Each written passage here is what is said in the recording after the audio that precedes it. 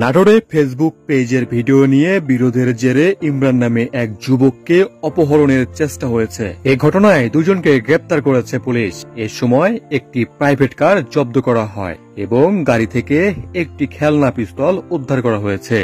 রবিবার নাটোর শহরের পুরাতন বাস স্ট্যান্ড এলাকায় এই ঘটনা ঘটে। গ্রেপ্তারকৃতরা হলেন বড়াইগ্রাম উপজেলার জোয়ারি গ্রামের শহীদুল ইসলামের ছেলে মোহাম্মদ ওয়াদুদ হোসেন শিহাব এবং গুরদাসপুর উপজেলার সোনাবাজু গ্রামের দুলু মিয়ার ছেলে মোহাম্মদ রাব্বানী। অতিরিক্ত পুলিশ সুপার ইফতেখার আলম জানান, ফেসবুক পেজ থেকে ভিডিও ডাউনলোড করে ইউটিউবে আপলোড করাকে কেন্দ্র করে ইমরান ও আসামিদের মধ্যে বিরোধ চলছিল।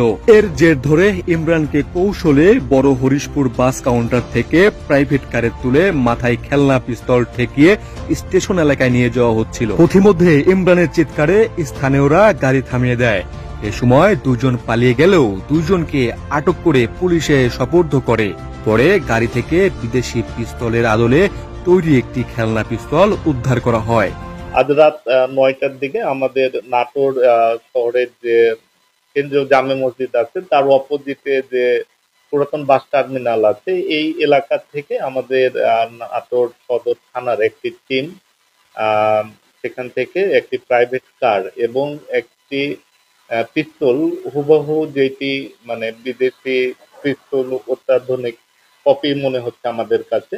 তবে এটি আমরা এক্সপার্ট ওপিনিয়নের জন্য আমরা তদন্তের সময় সেটি পাঠাবো। তবে প্রাথমিকভাবে দেখে এটি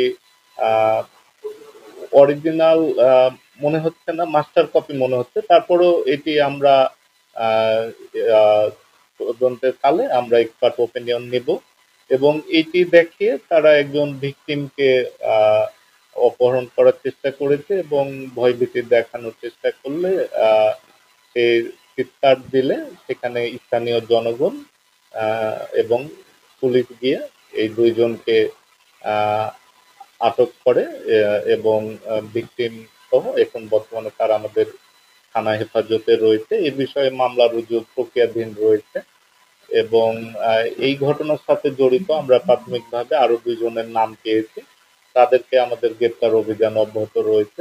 পাশাপাশি আরো যদি কেউ জড়িত থাকে তদন্তকালে তারাও কেউ আমরা আইনের আওতায় নিয়ে আসার চেষ্টা করব। এই ঘটনায় অন্য দুজন এখনো পলাতক রয়েছে। আটককৃতদের বিরুদ্ধে মামলা দায়েরের প্রস্তুতি চলছে বলেও জানিয়েছেন এই পুলিশের কর্মকর্তা।